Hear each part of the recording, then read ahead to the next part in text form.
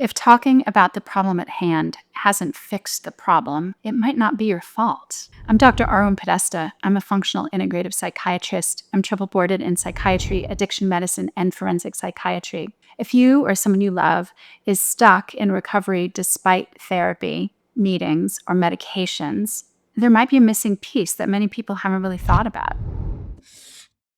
What many people don't realize until they're deep into the recovery process is that therapy alone doesn't always lead to the relief they're hoping for. You can be fully engaged in treatment, showing up to every session, doing everything that's asked of you, and you can still feel stuck, still feel overwhelmed, still like you're barely holding things together, even while technically you're doing everything right. And if a loved one that you're with, watching someone care about, is struggling in spite of their major efforts, it can be so disheartening. And it's natural to ask questions like, why isn't this working? What's missing? The truth is, the system that we often call treatment tends to focus almost entirely on thoughts, behaviors, coping strategies, without actually deeply addressing the body that those thoughts and behaviors depend upon. And that's a critical oversight, because when the cells are depleted, when the cells in the body are inflamed or chronically dysregulated, which is often the case in people struggling with addiction, the brain just can't fully engage in the process of healing. Therapy might be happening, but it doesn't land. It doesn't integrate. It can't, because there's a biological foundation that therapy is needing to expect the therapy to work. And for many people, especially in early recovery, that foundation is actually damaged and has been for probably a long time. So until we address, well, first we have to understand and then address that piece, we risk placing all the responsibility on the patient's mindset or motivation rather than recognizing what their body is actually capable of in that moment. And that's the part I want to walk you through, because once you see what's been missing, you'll understand why so many people plateau in recovery, and more importantly, what can help them move forward. Once we understand that therapy alone might not be enough, the next question becomes, well, why? What are the missing pieces? What are the gaps? And how do we start filling them? Before I answer that, I want to hear from you. What's something you or your loved one, or if you're a treatment provider, your patient, tried in recovery that just didn't seem to work and left you wondering why? Let me know in the comments. Your experience might truly help someone else that feels like they're stuck. Now let's get back to understanding what is the missing piece from your loved one's treatment and how we can fill those gaps. To answer that, we need to look at how addiction impacts the brain and the body, not just during substance use, but sometimes long after someone stops. Now, we know that addiction, it's truly not just a pattern of behaviors. It's a full body and brain condition, altering brain chemistry, disrupting hormone balance, damaging the gut-brain connection, impairing sleep architecture, and depleting the very nutrients the brain needs to function well. When someone enters recovery, they might be mentally ready to heal, but physiologically, their system's still in survival mode. Their stress response is still activated. Their neurotransmitters and their cofactors are frequently depleted. Their digestive and immune systems may be inflamed or impaired. Their sleep might be so disrupted that the brain literally can't repair itself overnight when it's needing to sleep. So even if they're showing up and fully committed, the brain that I, as a treatment provider, and all of the people around them are trying to change, it might not have the raw materials to do what works. I like to describe this as trying to rebuild a house without addressing the foundation. You can paint the walls, you can rearrange the furniture, but if the structure underneath is unstable, nothing's going to hold on for long. We know that.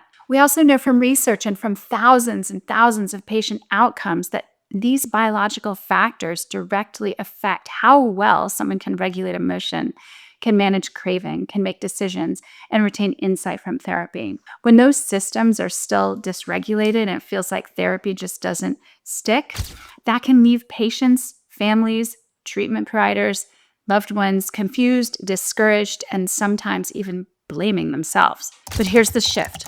It's not about willpower or doing more. It's about recognizing that the body plays a central role in recovery. There's a cellular system that's necessary for recovery.